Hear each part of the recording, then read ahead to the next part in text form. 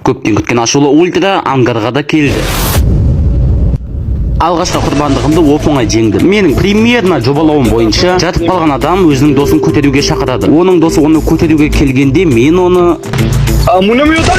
шап беріп жемтігімен алдырдым. Енді бағытымды гараждың үстіне өзгертемін. Көзіме түскен ең алғашқы қарсыласымды лоббиға аттандырамыз. Оның тиммейті жетіп келетіні айдан анық. Сол себепті оны емес, бірінші жерде тұрған қарсыласымды асықпай жерге аунатамыз. Енді гараж үстіне көтеріліп, өз тиммейтін көтеруді жоспарлаған адамды лоббиға аттандырамыз.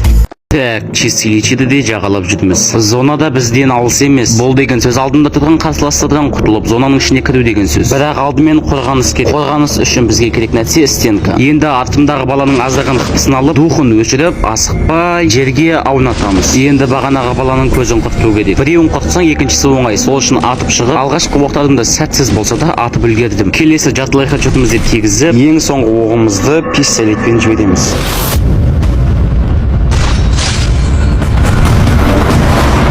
Так, ақылы ультра бүгін пикте. Қолыма түскен ең бірінші қару MP5. Ал алдыма түскен ең бірінші жемтігім мынау.